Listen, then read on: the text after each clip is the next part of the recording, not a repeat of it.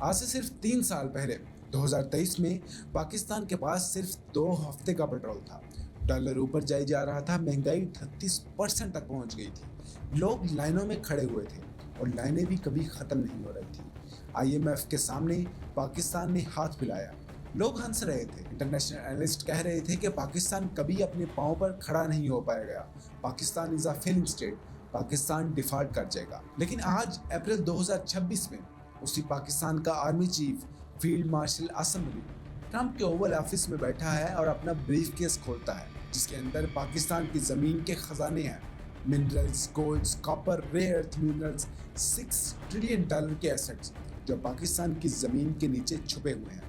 Trump نے اس brief case کو دیکھا اور اس دن سے پاکستان امریکہ کا فیورٹ ریجنل پارٹنر بن گیا ہے۔ لیکن یہ صرف ایک کہانی نہیں ہے۔ پاکستان نے انڈیا کو ملٹری میں مزہ چکھایا، پاکستان نے سعودی عربیہ کے ساتھ ڈیفنس پیکٹ سائن کیا، پاکستان نے $4 بلین کی آرم ڈیلز لیبیا کے ساتھ کی، Pakistan United nation security council کا ممبر بن گیا، پاکستان نے چیمپئن ٹرافی ہوسٹ کی پہلی بار 1996 کے بعد، اور پاکستان نے سپارکو کے ذریعے اسپیس میں بھی قدم رکھا۔ اور سب سے بڑا کارنامہ یہ ہے کہ پاکستان اب ایران اور امریکہ کی وار کے درمیان میڈیٹر کا کردار ادا کر رہا ہے۔ پاکستان آہستہ آہستہ گلوبلی ریکگنائز ہو رہا ہے۔ اور یہاں ایک اور چیز بھی ہے، 1400 سال پہلے نبی کریم صلی اللہ علیہ وآلہ وسلم نے فرمایا تھا کہ خراسان کے بارے، اس علاقے کے بارے میں کہ جس میں پاکستان کا حصہ بھی آتا ہے۔ کیا یہ سب اتفاق ہے؟ اس ویڈیو میں آپ کو وہ تصویر دکھاؤں گا جو شاید آپ نے پہلے کبھی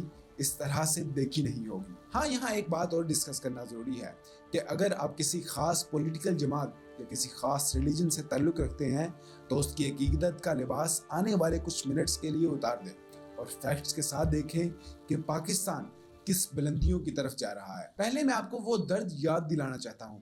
پاکستان کا 1/3 حصہ پانی میں ڈوب گیا، $30 بلین کا نقصان ہوا صرف فلڈ کی وجہ سے۔ پھر ڈالر اوپر گیا، روپیہ ڈی ویلیو ہوا، انفلیشن بڑھ گیا، امیدیں ختم ہونے لگی۔ 2023 میں انفلیشن 38% تک گئی، فارن ایکسچینج ریزروز اتنے گر گئے کہ صرف 2 ہفتے کی امپورٹس افورڈ ہو سکتی تھی۔ مطلب 2 ہفتے کے بعد پیٹرول نہیں، دوائیاں نہیں اور کھانا بھی نہیں۔ پاکستان IMF کے پاس گیا 25ویں بار اور دنیا نے کہا کہ یہ ملک بدل نہیں سکتا، یہ ملک ڈوب جائے گا۔ لیکن اس ملک کے DNA میں ایک چیز تھی جو دنیا بھول گئی تھی کہ یہ ملک لا الہ الا اللہ کے نام پر بنا ہے، کہ یہ کبھی مرے گا نہیں۔ IMF نے $7 بلین کا ایکسٹینڈڈ فنڈ فیسلٹی اپروو کیا اور پاکستان نے کچھ ایسا کیا جو بہت ہی کم ملک کر پاتے ہیں جب انہیں بیل آؤٹ ملتا ہے۔ ڈسپلن، ایکسچینج ریٹ سٹیبلائز ہوا، انفلیشن جو 38% تھی وہ 0.3% تک آ گئی۔ ہسٹوریکلی یہ پاکستان کی سب سے کم انفلیشن تھی۔ فارن ایکسچینج ریزرو 10.3 بلین سے اوپر چلا گیا اور سٹاک مارکیٹ یہ سن کر آپ کی آنکھ کھل جاتی ہے کہ پاکستان کی سٹاک مارکیٹ نے ڈالر میں 87% ریٹرن دیا۔ 87% دنیا کی ٹاپ پرفارمنگ مارکیٹ میں سے ایک۔ تینوں بڑی global rating agency Moody's, Fitch, S&P تینوں نے پاکستان کی ریٹنگ اپ گریڈ کی۔ FDI یعنی کہ فارن ڈائریکٹ انویسٹمنٹ 20% بڑھی۔ اوورسیز پاکستانیوں نے 35 بلین ریمیٹنس بھیجے، یہ اب تک کا ریکارڈ تھا۔ اور اب 2026 میں Pakistan minerals investment forum host کر رہا ہے۔ $6 ٹریلین کے ایسٹ زمین کے نیچے ہیں، کاپر، گولڈز، ریئر ارتھ منرلز۔ امریکہ، چائنا اور سعودی عرب یہ سب کی ضرورت ہے۔ پاکستان ایک بار پھر دنیا کا مقصد بن گیا ہے۔ لیکن یہ تو صرف اکانومی تھی، اصلی دستار تو ملٹری کے ہاتھ میں آئی۔ 22 اپریل 2025 کو فاسٹ ٹریک آپریشن پہلگام میں ہوا۔ انڈین آکوپائڈ کشمیر میں ایک ٹیررسٹ اٹیک، 26 لوگ اس میں مارے گئے۔ انڈیا نے پاکستان پر الزام لگایا اور 7 مئی 2025 کو انڈیا نے پاکستان پر ایئر اسٹرائک لانچ کی۔ یہاں سے 4 دن کی ایسی ملٹری کنفیڈریشن شروع ہوئی جس نے پاکستان کا امیج پوری دنیا میں کمپلیٹلی بدل کر رکھ دیا۔ پاکستان ایئر فورس نے J-10C جیٹس اور PL-15 beyond visual range missiles use کیے اور پھر وہ ہوا جس کی وجہ سے انڈیا کو گلوبلی بے عزتی کا سامنا کرنا پڑا۔ پاکستان نے 6 انڈین جیٹس گرائے جس میں 2 فرینچ میڈ رافیل تھے۔ رافیل جو $90 ملین کا جیٹ ہے، جو فرانس کا سب سے ایڈوانس فائٹر ہے، جو انڈیا کی طاقت کی علامت تھا، پاکستان ایئر فورس نے اس کو گرا دیا۔ امریکن جیو پولیٹیکل اینالسٹ کہتے ہیں کہ یہ پاکستان کی ان ایمبیگوس وکٹری تھی۔ کیونکہ کسی نے بھی ایکسپیکٹ نہیں کیا تھا کہ چائنیز میڈ اکوپمنٹ رافیل کو گرا سکتی ہے۔ U S China economic and security review commission نے رپورٹ میں لکھا کہ پاکستان کے فورسز نے ملٹری سکسیس حاصل کی۔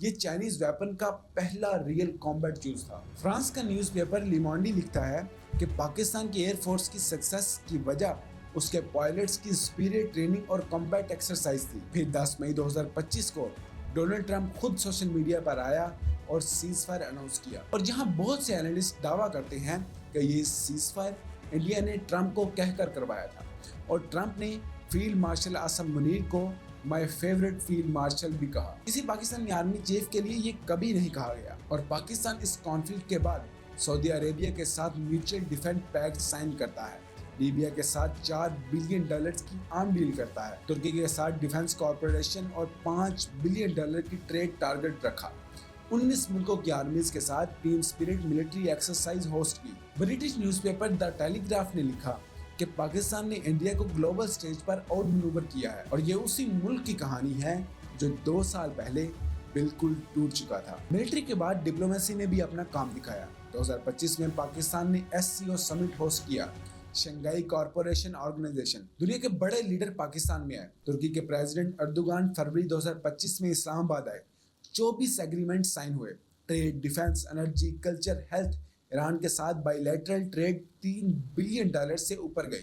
جب اسرائیل ایران ٹینشن ہوئی تھی جون 2025 میں، ایران کی پارلیمنٹ نے پبلکلی پاکستان کا شکریہ ادا کیا، اور فروری 2026 میں پاکستان کے انجینئر منسٹر نے مارکو روبیو اور JD وینس کے ساتھ واشنگٹن میں کریٹیکل منرلز کانفرنس میں حصہ لیا۔ 54 ملکوں کے ساتھ پاکستان ایک بار پھر ٹیبل پر تھا۔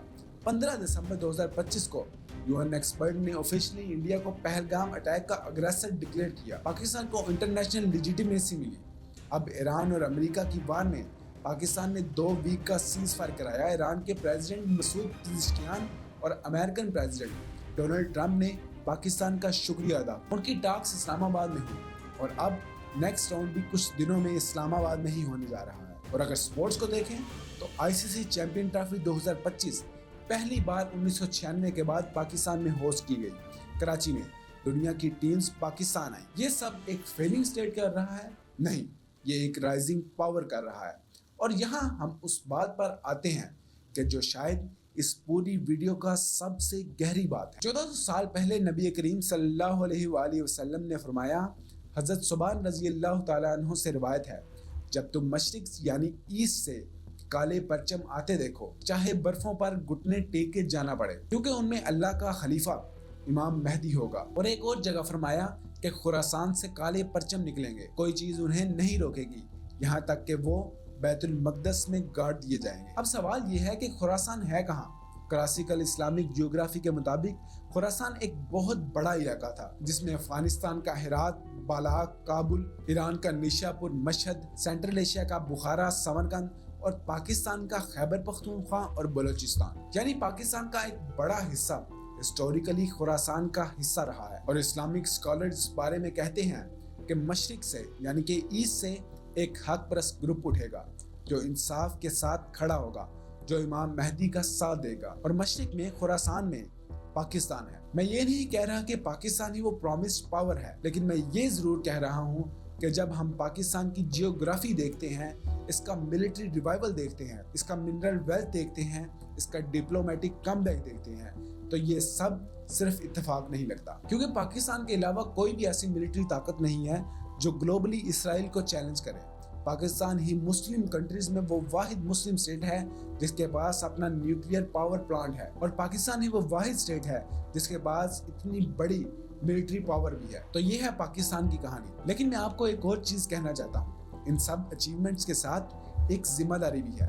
پاکستان کے اندر بھی بہت کچھ کرنے والا ہے، کیونکہ اگر پاکستان کو سچ میں دنیا کی بڑی پاور بننا ہے تو صرف ملٹری اور منرلز کافی نہیں ہیں، ہمیں اندر سے مضبوط بننا ہوگا، علم سے، انصاف سے، ایمان سے، تبھی وہ تصویر مکمل ہوگی جو شاید سالوں پہلے سے بن رہی ہے۔ امید ہے کہ آپ کو ویڈیو پسند آئی ہوگی۔ کمنٹ سیکشن میں اپنی رائے کا اظہار ضرور کیجیے گا۔ اللہ نگہبان۔